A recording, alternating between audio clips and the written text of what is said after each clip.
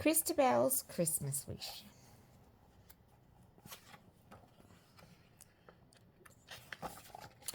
Have you ever lost something, then found it again when you were least expecting to?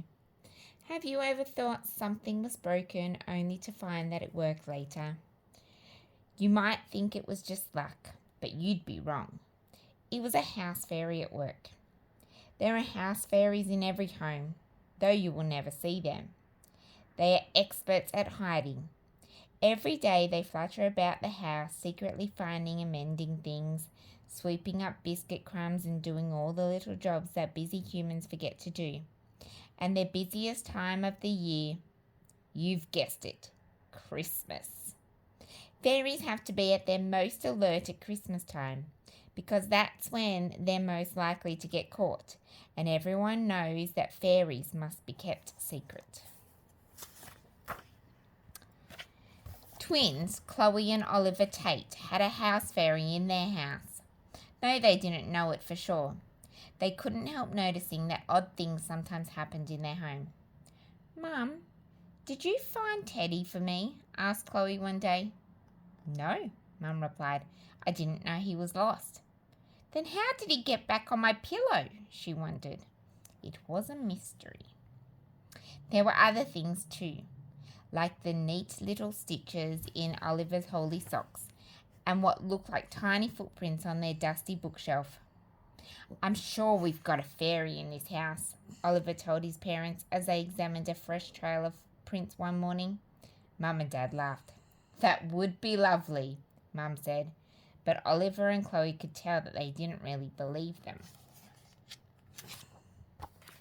Chloe and Oliver weren't so sure.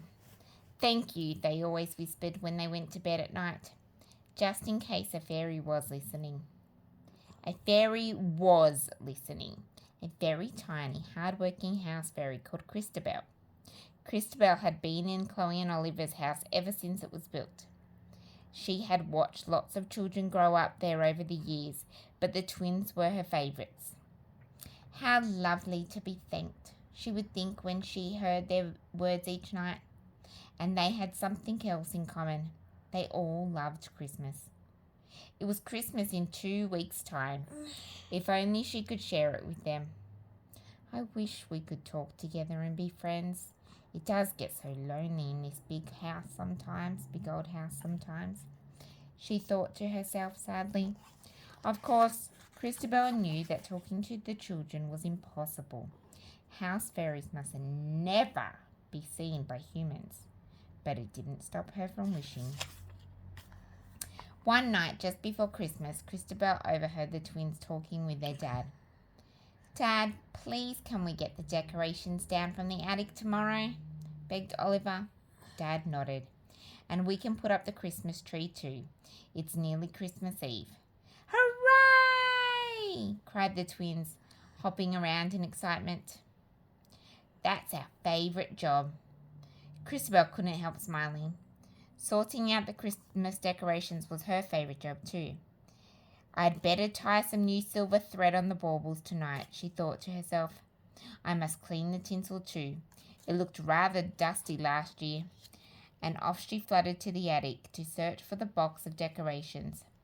She found it in a corner along with a bag of old Christmas wrapping paper and bows.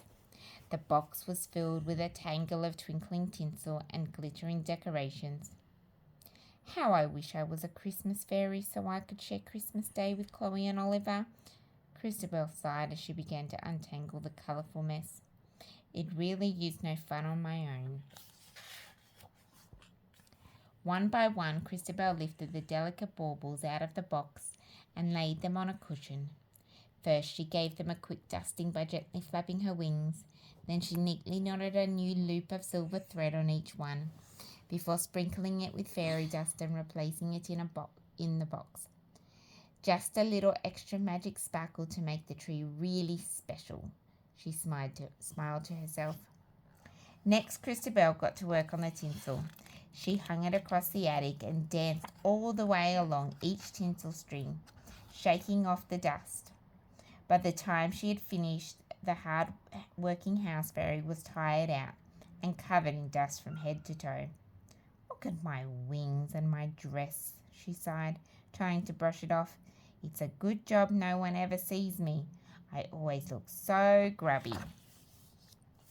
The next morning the twins were awake bright and early. They couldn't wait to decorate the tree. Here you are, Chloe, said Dad, passing down the box of decorations from the attic. You can start by putting some new loops on the baubles. Oliver, you can dust the tinsel. Chloe opened the box and looked inside. That's strange, she exclaimed in surprise, showing the baubles to Oliver. They've already got new loops. Mum must have done it. Oliver gave the tinsel a quick shake. Not much dust this year either, he said, frowning at Chloe. That's strange. Your fairy must be hard at work, joked Dad. Come on, you two, let's get started. Chloe and Oliver glanced around suspiciously before following their dad downstairs. I wonder, they whispered underneath their breath. Chloe and Oliver spent all afternoon putting up the decorations with their parents. First, they hung Christmas cards along ribbons on the wall and tinsel around the fireplace. Then they made long multicoloured paper chains to string across the living room. That looks great, cried Chloe. Now for the best job, decorating the tree. One by one, Chloe and Oliver hung the decorations on the tree, while Mum draped silvery strands on the branches. Finally, there was just a large golden star left. Dad climbed up the ladder and fixed it to the very top, before curling the Christmas lights in between the branches. Are you ready? He asked. Click! He flicked on the Christmas light switch. Everyone gasped. It looks beautiful, cried Chloe and Oliver together. It certainly does, agreed Dad. Your fairy must have sprinkled a bit of magic dust. Come on now, you two, it's time for bed. As the twins lay in bed that night, they thought about what their dad had said. I know he was only joking, whispered Oliver, but the tree did look magical. Maybe a fairy did help make it look so beautiful. Chloe nodded. But if there is a fairy in this house, why have we never seen it? I've looked everywhere I can think of, in all the cupboards, under the beds. Are you two still awake? Interrupted Mum, peering around the bedroom door. It's getting late. The twins closed their eyes and pretended to go to sleep, until they were sure their mum had gone. Maybe our fairy only comes out at night, suggested Chloe. That would explain why we haven't seen her. I bet you're right, whispered Oliver excitedly. I think it's time for us to do some investigating. Somebody else was awake too. The hard-working little house fairy was busy trying to get all the dust from the attic off her dress and wings. I wonder what the Christmas tree looks like, she thought, as she sat polishing her wings. I hope my magic sparkles did the trick. Just then the clock in the hallway chimed. I know, she decided. I'll go and take a peek. Everyone will be fast asleep in bed by now. Christabel fluttered down the stairs to the living room and perched on the mantelpiece over the fireplace. She gazed around the room with a smile. Everything looked so cheery and festive.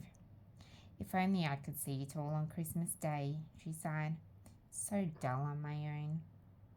Then she had a daring idea. Maybe I could hide somewhere on Christmas morning before anyone gets up. Then I could watch the twins open their presents. No one would know if I was very careful. Suddenly, Christabel heard a creak, and the living room door opened. Quick as a flash, she darted behind one of the Christmas cards to hide. It was the twins. What on earth are Chloe and Oliver doing downstairs in the middle of the night? Wondered Christabel, peeking out to get a better look.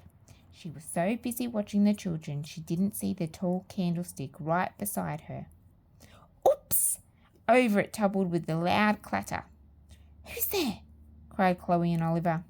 They just caught sight of a tiny foot before it disappeared behind some tinsel. A fairy! Exclaimed Oliver in triumph. I knew it! Chloe crept over to the fireplace. Please don't be scared, she called softly. We won't hurt you. Oh dear, cried Christabel, fluttering out from behind the card. I'll be in so much trouble now. But why? Asked Chloe, looking concerned. You only knocked over a candlestick. It was an accident. It's not the candlestick, sobbed Christabel. I'm not supposed to be seen. Imagine what it would be like if everybody knew that fairies existed. We'd never get a moment's peace.